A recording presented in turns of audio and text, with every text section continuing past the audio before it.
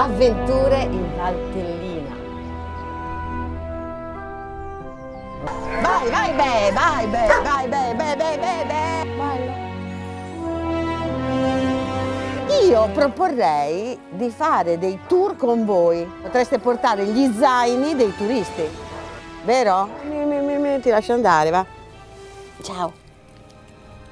Vai dalla mamma, vai dalla mamma.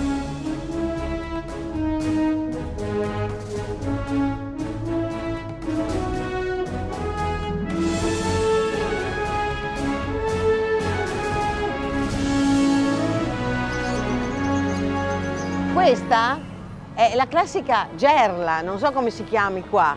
È la cosa con la quale si va in alpeggio a portare la roba e qui si porta il fieno. Senta, cosa si portava con queste qua? Questo si portava il fieno e la legna, qui il letame, le patate. Ma era pesantissimo, cioè questo è il fieno. Ma che gente era? Era gente di montagna che... Gente tosta della Valtellina. La gente che ha reso questa regione uno dei luoghi più apprezzati dal turismo. Gente che coltiva e produce una grande quantità di prodotti tipici.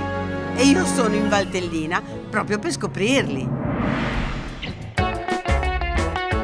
Ecco, qui è la bottega del Bitto. Il Bitto è il formaggio più rinomato, più importante di qui, della Valtellina. Una specialità incredibile della zona che si fa solo qui, in alta montagna, negli alpeggi. E per farlo c'è una capacità, una perizia, un sacrificio, un lavoro incredibile.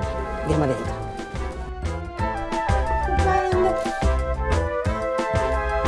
Guarda che bello, che profumo! Questa è una bottega tradizionale qui a Morbegno, 1800 di quanto? 1883. È rimasta così. È stata così. E quindi praticamente qui c'è la tradizione vuole che si venda il bitto. Il bitto. Classico. Classico? Sì. Quello che viene servito addirittura al Papa. Anche quello. Anche quello. Ma oltre a servire il Papa, questa bottega è un appuntamento da non perdere per il turista slow tour. Poi qui c'è la cantina. Questo è il cavò di una banca, ma invece dell'oro che cosa c'è? Il bitto. Ma il vero tesoro è la memoria storica del signor Ciapponi. Da 4 generazioni la sua famiglia produce e vende il bitto della Valtellina. Si chiama Bitto, che nasce il fiume là che costeggia Morbegno. Certo. Quello è il nome che ci ha dato il formaggio. Il signor Ciapponi conosce tutti i segreti del bitto e mi racconta come venivano scelte le mucche da latte per produrlo. Allora si andava nelle stalle, vedevi le mucche sdraiate, prendevi un martelletto di legno, non di ferro, di legno, picchiavi ginocchio, stinchio e unghia. Quando la mucca dà un segnale così abbastanza, era sana. Allora la portai in montagna. In montagna vuole dire che da giugno a ottobre le mucche venivano e vengono ancora portate oltre i 1000 metri al fresco, in alpeggio appunto, dove l'erba fresca e il clima permettono di produrre in loco il tipico formaggio bitto. Sono cose importantissime perché sono le cose vere che bisogna sapere. Il signor Ciapponi mi racconta che la lavorazione del formaggio si fa ancora come una volta, con gli stessi strumenti. Vede questa, la lira si chiama. Questa? Quella lì, brava. Lei la mette giù in mezzo alla caldaia. Ah, e la gira. E la porta a chicchi di mais. Lei ne prende un chicco. Se il chicco schiacciandolo così si sbriciola, non è fatto bene, deve essere elastico. Anche la forma della fasciera, lo stampo che contiene il formaggio fresco è molto importante. Cosa molto importante è lo spigolo, che non ci sia spigolo ma sia lisciato e più un po' tondo. Vi dico per cosa. E con lo spigolo stringeva e usciva più il sito. Ah, certo, perché gli dava più, andava dentro e stringeva. Sì. Ma il bitto, per essere bitto, il primo anno deve essere stagionato solo su assi di legno e trattato con molta cura. Cioè lo gira così e poi lo gira anche adesso così. Pensa un po'. Prende Eh, così, lo gira così, lo mette dentro, girando l'asse. Dopo un anno, fatto così, Sì. si mette verticale. E senta, la forma più vecchia che ha. Adesso ve lo dico. Allora, 3 anni, 2, 5, 10. No. Sì. Eh sì, che fortuna aver incontrato il signor Ciapponi. Bisogna fare tesoro del suo sapere per continuare con una tradizione che ha qualche cosa di straordinario. Un formaggio che ha sempre più valore con il tempo. Il tempo che ci sfugge e che invece dà valore alle cose, come nel caso del bitto. Facciamo una foto, eccoli qua. I due fratelli, Dario e Primo.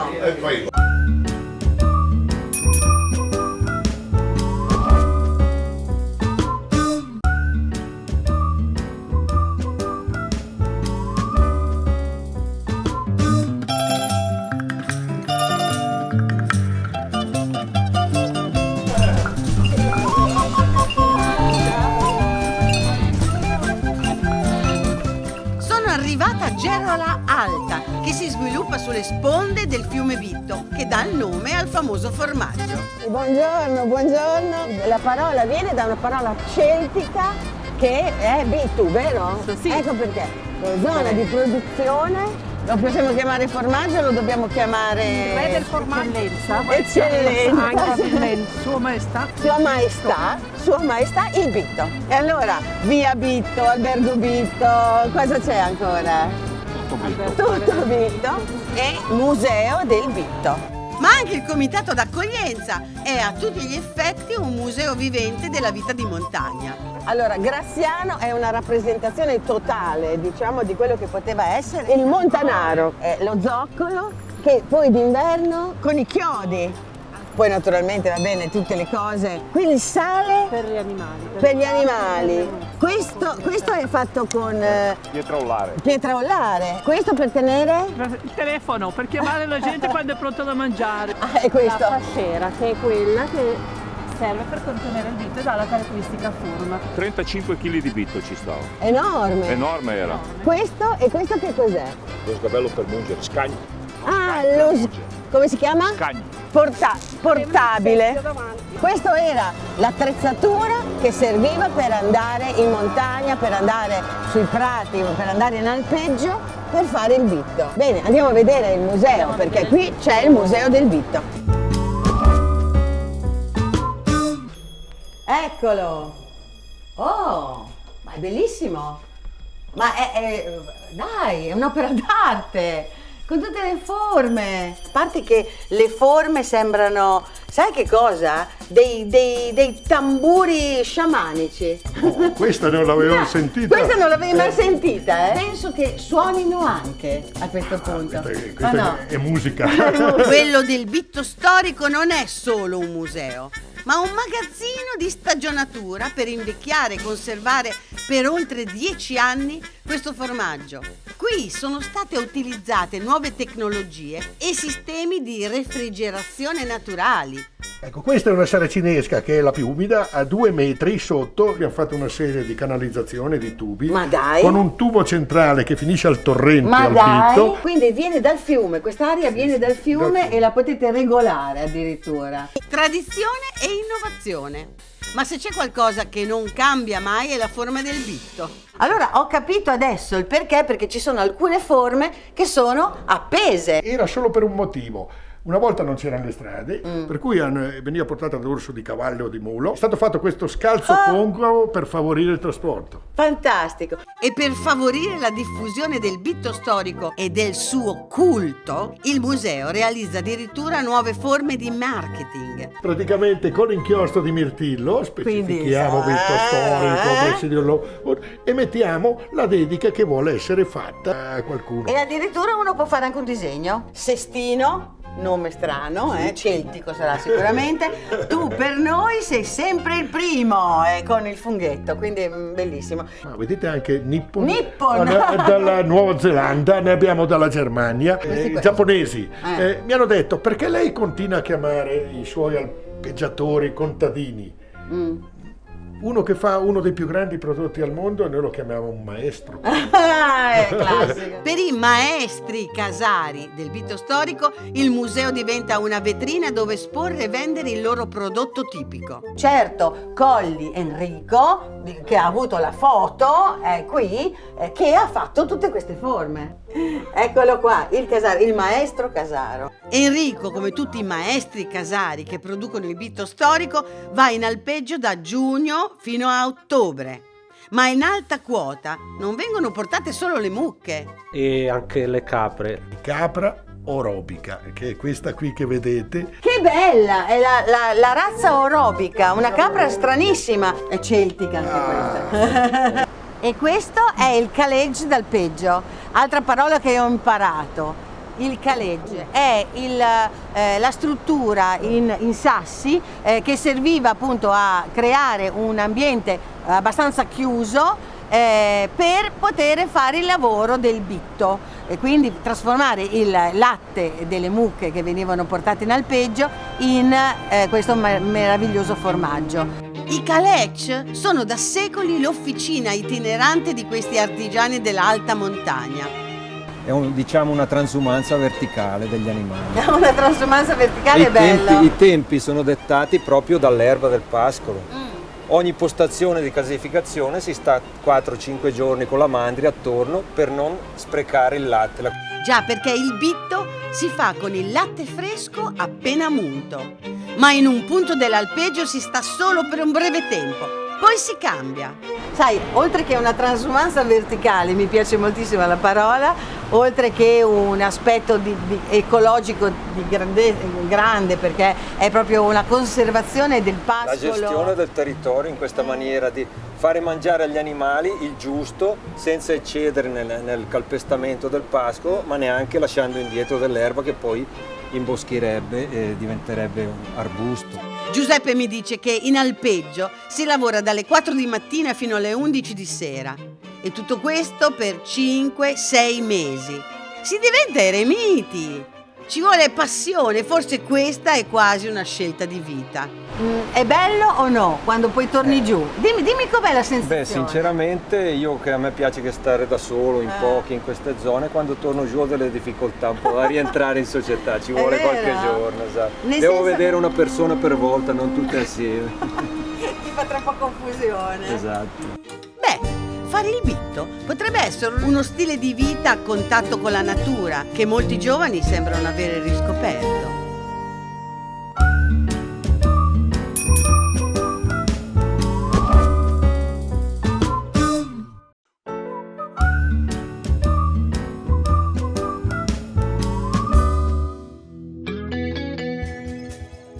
Sono sempre in Valtellina, al castello di Grumello, protetto dal FAI e presidiato da Gianni.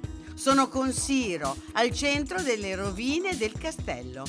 Questa è la posizione ideale per vedere tutta la vallata della Valtellina e per capirne le caratteristiche geologiche. Qui siamo sul castello Grumello e quello è il dorso della Sassella. Vedi sulla destra che scende un avvallamento? Sì. È l'indicazione della linea insubrica. È la linea di congiungimento tra la zolla paleoafricana e quella europea. E qui siamo proprio sulla giunzione. E questa frattura che attraversa tutte le Alpi è praticamente il motivo per cui appunto ci sono le Alpi da questa parte che si alzano, no? Perché spinge Alpi per Alpi. E voi ci siete dentro? Equilibrio, perfetto equilibrio. E questo perfetto equilibrio è quello che genera il vino autoctono della Valtellina, il Nebbiolo. Eh sì, perché il Nebbiolo della Valtellina nasce proprio qui, su questo meraviglioso versante illuminato dal sole. Questa valle è così fortunata e questo versante è così fortunato perché ha il sole tutto il giorno da questa parte. Dall'altra parte molto meno, infatti c'è molto meno vita, soprattutto non c'è certo il vino che c'è da questa parte. Il Nebbiolo nasce solo su questo versante e la tradizione vuole che sia coltivato su questi terrazzamenti, fatti nei secoli dal lavoro paziente dei contadini. Tutti i vigneti qua in Valtellina sono dei terrazzamenti costruiti tutto quanto a mano. Si estendono per 2500 chilometri. Tutta la gente aveva il suo pezzamento di terra Sì. e il vigneto. Quindi c'era il buono e il meno buono. Il problema è che fino a 900 metri arrivava la vite. Adesso ormai la vite qua arriva al massimo sui 600 metri. Ma è il suo buono, no? Il suo giusto? Brava. Quindi adesso siamo al top. Il Nebbiolo è lui che sceglie, vero? È lui che sceglie il territorio, perché la vite cresce dappertutto, ma il Nebbiolo esprime le sue peculiarità solamente dove il territorio glielo permette. La Valtellina è il luogo ideale per coltivare il Nebbiolo. Lui ha scelto di essere qua. Questo patrimonio, dopo aver impiegato centinaia d'anni a formarsi, si sgretola se non è mantenuto dal lavoro dei vignaiuoli che si arrampicano fino qui a curare muri e viti. Come si vede in mezzo alle rocce, però lui riesce tranquillamente, come l'ulivo in alcune zone dell'Italia, a venire proprio sulle rocce. Perché non ci vuole, vero? Non ci vuole un gran... No, lui non c'è bisogno di una terra fertilissima, però ha bisogno di tantissima luce. I nostri terrazzamenti sono esposti completamente a sud, hanno mediamente una pendenza di 30 gradi, come un pannello solare, quindi prende il sole dalla mattina alla sera. Il caldo non va bene, il troppo caldo. Abbiamo bisogno di caldo ma non troppo, e il gradiente termico differente. La fortuna del lago di Como e delle Alpi creano appunto questo gradiente termico differente, e nella valle si insinua questa brezza, la breva del lago, questo vento costante nelle ore più centrali della giornata, e quindi arieggia i nostri vigneti. Sai che io sono come il Nebbiolo? Ah, sì? Cioè, ho la stessa cosa, gradisco di stare al sole a 45 gradi. Mi sono affezionata al Nebbiolo anch'io. Da qui provengono vini diventati famosi come l'Inferno, il Grumello, il Sassella, lo Sforzato e ancora il Valgella e il Maroggia. I vigneti della Valtellina sono considerati un capolavoro della cultura rurale alpina, che riguarda un'area di circa 1250 ettari, che si estende fra Morbegno e il Tirano. Coltivare la terra in un territorio come questo è molto particolare. La storia della Valtellina, 1000 anni che si coltiva, questo passare di mano il vigneto da generazione in generazione. Questo secondo me è un altro grande valore di questa terra. Però dire la verità, quando un prodotto è così speciale, vale il viaggio, no? La cosa importante è anche Esatto, vale il viaggiare per andare verso il prodotto. E per viaggiare e fare del turismo in questa valle vale la pena di muoversi in bicicletta.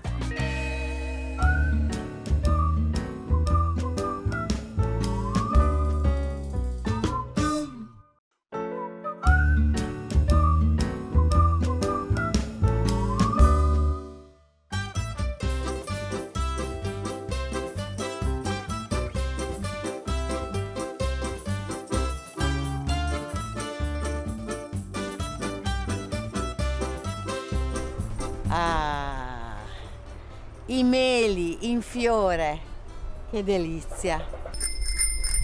Scusa.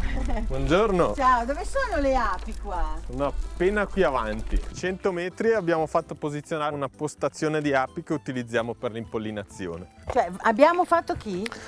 Noi del servizio tecnico della Melavia abbiamo fatto posizionare a degli apicoltori che abbiamo contattato le api per l'impollinazione.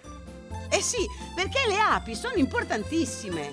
Sono loro che impollinano i fiori dei meli e permettono in questo modo che si sviluppi il frutto da questi fiori. Il lavoro che le api debbono fare è immenso. 700 ettari di fiori di melo da impollinare. Quindi queste api sono nomadi, vengono spostate man mano che serve il loro lavoro.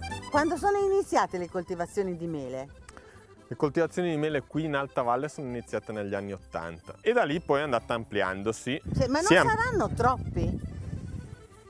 Chi lo sa, sono tantissime mele e dovrebbe esserci molta più gente che consuma mele. La soluzione può essere nel trovare nuove varietà che possono risultare al consumatore particolarmente attraenti, particolarmente gustosi, che lo invogliano a consumare ulteriormente.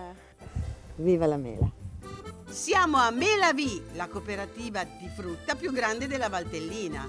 Una volta raccolte le mele, nella sede della cooperativa vengono selezionate per dimensione e tipologia e poi immagazzinate in celle frigorifere con una tecnologia molto particolare. Qui vediamo il cartello della cella, atmosfera priva di ossigeno. Cosa significa? All'interno di questa cella non c'è ossigeno sufficiente per respirare. L'ossigeno che c'era all'interno della cella l'abbiamo tolto per poter conservare meglio le mele. E ogni cooperativa che si rispetti ha un suo spazio di vendita al pubblico, con ogni tipo di prodotto, naturalmente a base di mele. La mela della Valtellina. Un prodotto IGP. La Melavì in questo caso.